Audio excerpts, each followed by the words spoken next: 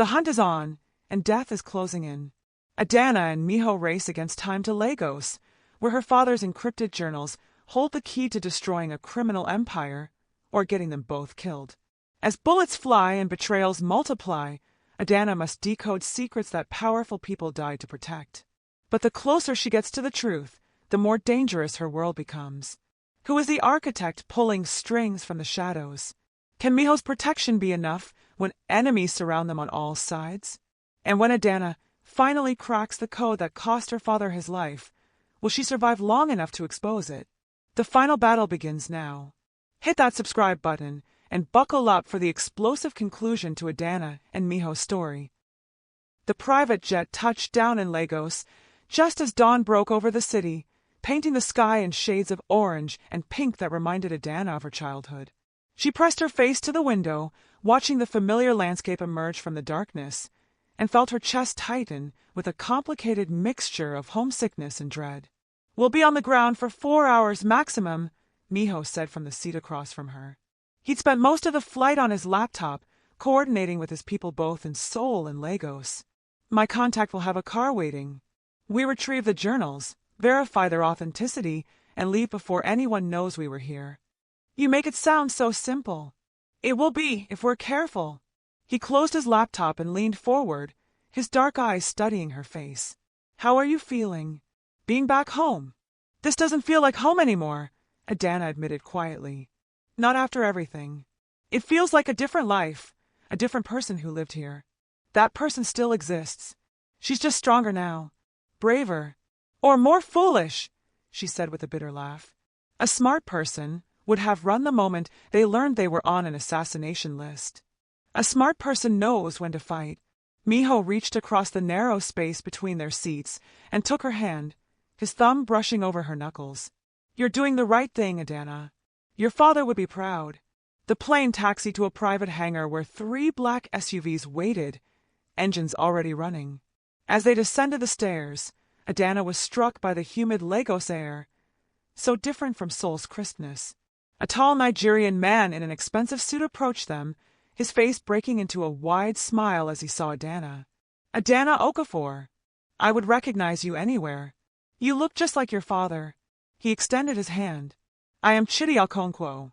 I knew your father well. We worked together many years ago." Adanna shook his hand, studying his face. "I don't remember him mentioning you." "He wouldn't have. Our work was sensitive." Chidi's eyes flicked to Minho with respect.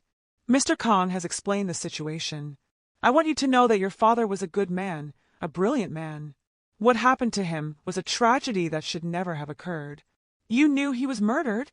Chidi's expression darkened. "I suspected, but I had no proof, and the people involved are very powerful. I am glad you have found allies who can help you seek justice." They climbed into the lead SUV, with 4 of Minho's men in tactical gear filling the other vehicles. As they drove through Lagos's awakening streets, Adanna felt memories flooding back, her father driving her to school along these same roads, stopping at street vendors for akara and pap, laughing at her attempts to negotiate in Yoruba with the sellers. "The bank opens in 30 minutes, Minho said, checking his watch. "Chidi has arranged for us to have a private room to examine the journals before we leave. We need to move quickly. My intelligence suggests the Red Serpents have people watching the bank, waiting for their inside contact to make the retrieval. What if they try to stop us? Then we'll stop them first." His voice was matter-of-fact, but Adanna saw the cold calculation in his eyes. This was the Mafia boss, the leader of the Black Phoenix clan, not the man who'd held her gently in his penthouse. The bank was an imposing colonial-era building in the heart of Lagos Island. Chidi led them through a side entrance, bypassing the main lobby entirely. A nervous-looking bank manager met them in a private corridor, his hands trembling as he shook Minho's hand. "Everything is arranged as you requested, sir. The safe deposit box is ready for viewing in our most secure vault room. No one will disturb you, except the Red Serpent operative on your staff," Minho said casually, watching the manager's face drain of color. "Don't worry. We know who he is. He won't be a problem." They descended 2 levels underground to a vault room that looked more like a small conference room, windowless, soundproof, with a single table and chairs. Two of Minho's men took positions outside the door, while another brought in a locked metal box and placed it on the table before leaving. Adanna stared at the box. Inside were her father's encrypted journals, the last pieces of work he'd completed before his death. Her hands shook as she entered the combination, her birthday, which had also been the code to his home office. The lock clicked open. Inside were 3 leather-bound journals, their pages yellowed and covered in her father's precise handwriting mixed with those strange symbols. Adanna lifted the first one reverently, running her fingers over the cover. Her father had held this, had written in this, had died protecting what was inside. "Take your time," Minho said gently, sitting beside her. "We have a few hours." But Adanna barely heard him. She was already opening the first journal, her linguist's brain immediately beginning to parse the patterns. Now, with the actual pages before her instead of photographs, she could see things she'd missed. Pressure variations in the pen strokes, tiny marks in the margins, the way certain words were underlined in different colored inks. "It's a substitution cipher," she murmured, pulling out a notebook from her bag. "But layered. He's using Greek letters to represent tones in Mandarin, which then map to Cyrillic that represents English phonemes. And these mathematical notations, they're not math at all, they're direction indicators telling you how to read the next section." She began transcribing, her hand moving rapidly across the page. Hours passed. Minho brought her water and snacks, which she consumed absently, never looking up from the journals. The code was elegant, beautiful in its complexity, exactly the kind of puzzle her father would have created. And as she decoded, the story that emerged made her blood run cold. Her father had discovered something massive, a criminal network that wasn't just connected across Asia and Africa, but was actually a single organization masquerading as multiple separate syndicates. The Red Serpents, several African crime families, even some European operations, all controlled by one person. The architect, Minho. Her voice was hoarse from hours of silence. "You need to see this." He leaned over her shoulder, reading her transcribed notes. His expression grew darker with each line. "This is impossible," he said finally. "These organizations hate each other. They've been at war for decades. That's what they want everyone to think. But according to my father's research, it's all theater. The wars, the competition, the territorial disputes, it's all designed to keep law enforcement and rival groups focused on the conflicts instead of looking at the structure underneath." Adanna flipped to another page of notes. "And it's all controlled by someone called the architect, someone who sits at the center of everything, coordinating operations, taking a percentage of every illegal enterprise across 3 continents." "Did he identify who the architect is?" "Not yet.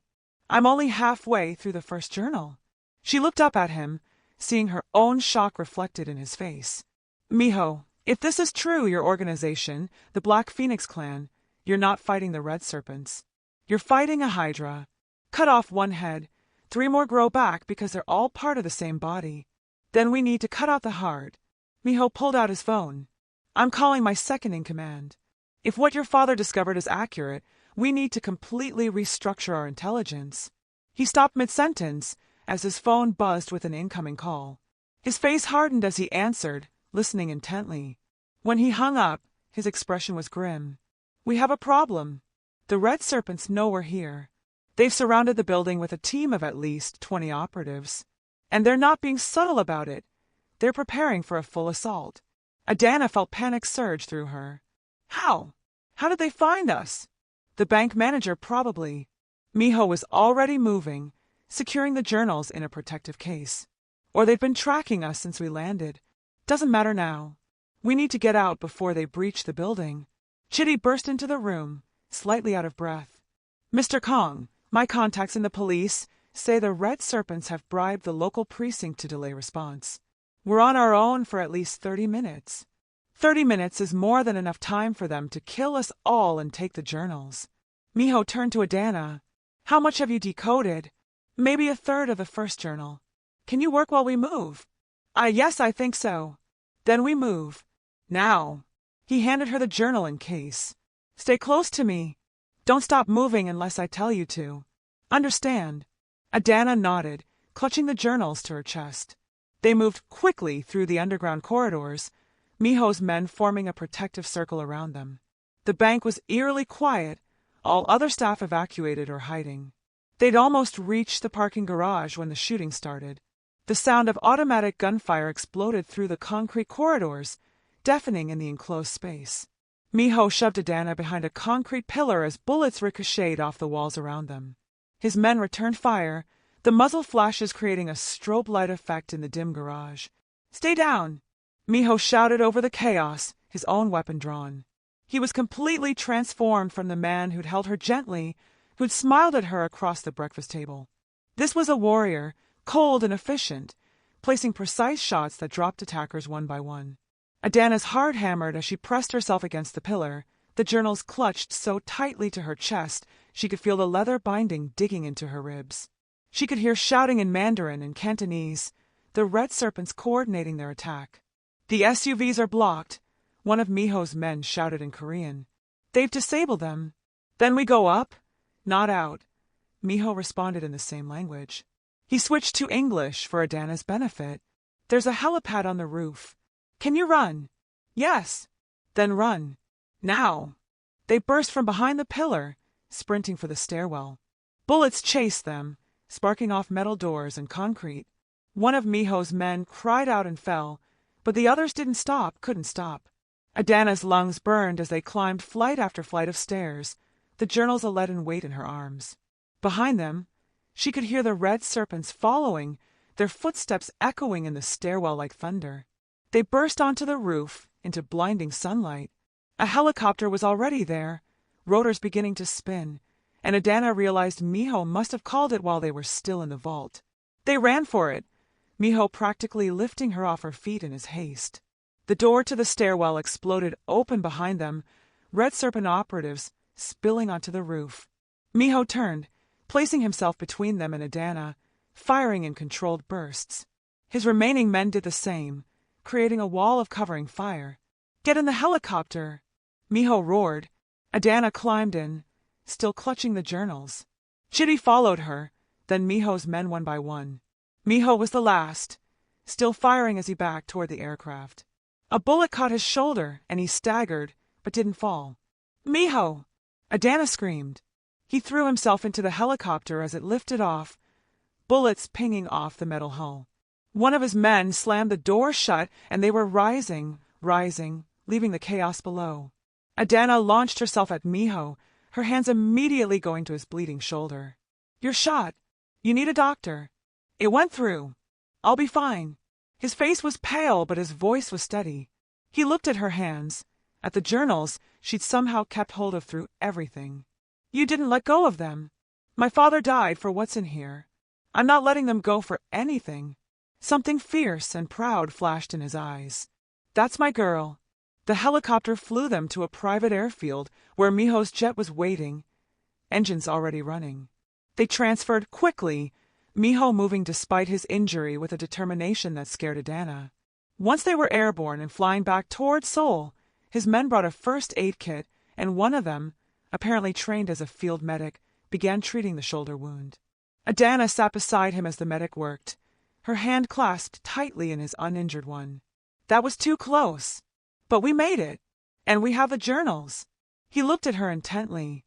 "What you decoded back there, about the architect, about all the syndicates being connected, are you certain?" "As certain as I can be with a third of the information. But yes, Minho, I think my father uncovered something much bigger than anyone realized. These aren't rival organizations. It's one massive empire pretending to be at war with itself. Then we need to finish decoding those journals. All of them. Because if we can identify the architect, if we can prove this connection, we can bring down the entire network." "You mean you can take it over?" Adanna said quietly. Minho was silent for a moment. "Is that what you think? That I'm just another criminal trying to consolidate power?" "I don't know what to think. You saved my life. You're protecting me, but you're still a crime boss. What happens when we find out who the architect is? What do you plan to do with that information?" "Whatever you decide." His voice was firm, his eyes locked on hers. "I made you a promise, remember? When we decode the journals, you decide what happens with the information. I won't break that promise, even if it means destroying your own organization." If the Black Phoenix clan is part of this network without knowing it, then especially, I won't be anyone's puppet.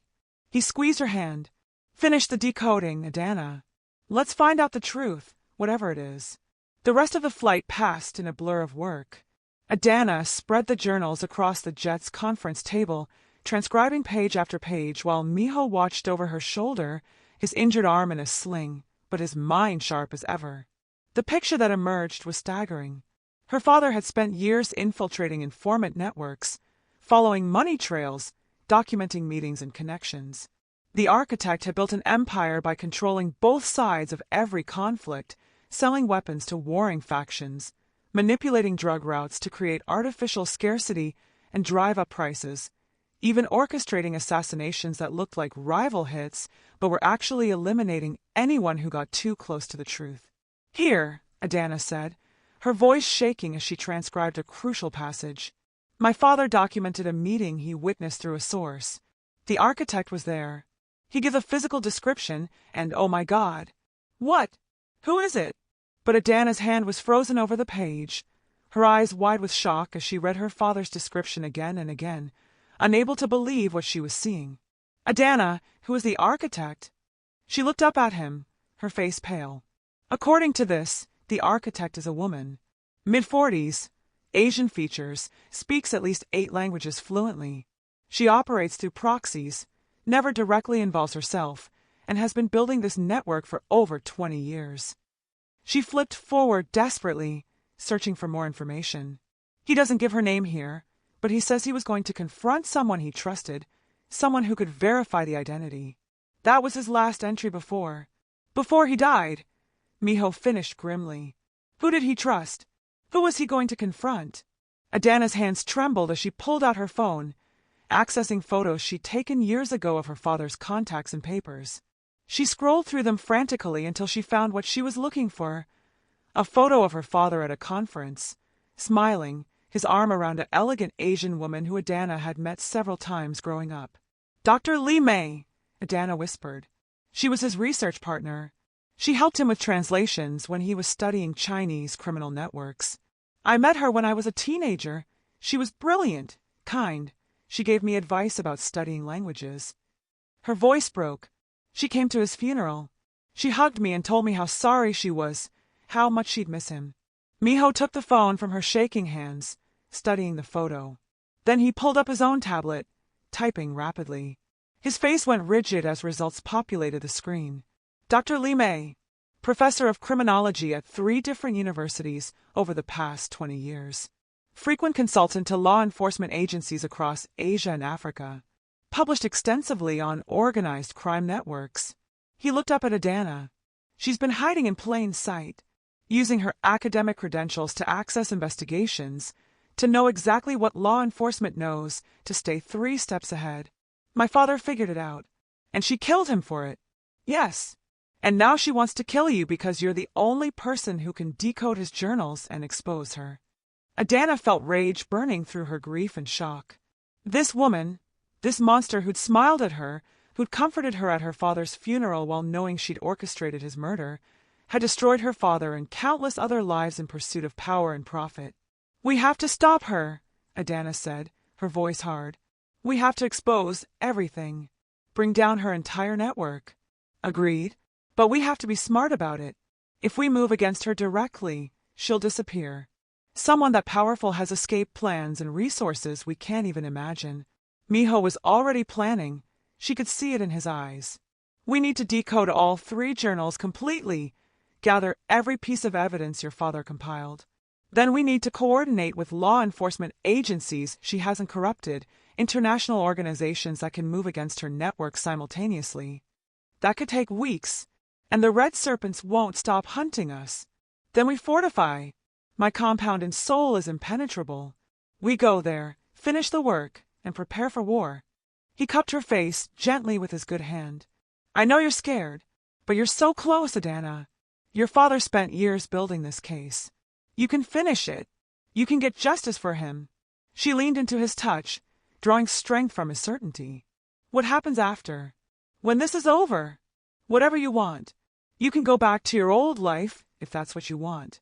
Or He hesitated, seeming uncertain for the first time since she'd met him. Or you could stay. With me. With us. As what? Your interpreter. As mine. The word was fierce, possessive, but also vulnerable. I meant what I said that first night, Adanna. The moment I saw you, something changed. I've never felt that before, never wanted to protect someone so desperately, never been willing to risk everything for another person. I don't understand it, but I'm not fighting it anymore. You're ours, you're mine, if you want to be. Adanna's heart was pounding. This dangerous, powerful man was offering her something impossible, a place at his side, protection, partnership, maybe even love. It was insane. It was reckless. It was exactly what she wanted. Ask me again after we've brought down the architect, she said softly. Ask me when the danger is over and we both know who we really are. Then I'll give you an answer. Fair enough. He pulled her closer, resting his forehead against hers. But I already know who you are, Adanna Okafor. You're the strongest person I've ever met. They landed in Seoul just before midnight. True to Minho's word, his compound was a fortress. Walls, armed guards, advanced security systems. He installed Adanna in a suite of rooms with the journals and everything she needed to work. Over the next 2 weeks, she lived and breathed her father's research, decoding every page while Minho coordinated with international law enforcement. The evidence was overwhelming. Dr. Lee may have built an empire worth billions, had ordered hundreds of murders, had corrupted officials across dozens of countries. But she'd been careful, insulated by layers of proxies and shell corporations.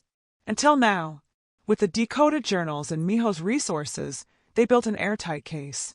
They identified her locations, her accounts, her key operatives, and they coordinated a massive simultaneous strike, law enforcement in 12 countries moving at exactly the same moment, arresting everyone connected to the network before anyone could warn the architect.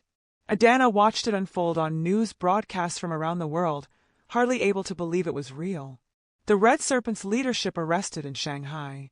Major African crime bosses taken into custody in Lagos, Nairobi, and Johannesburg.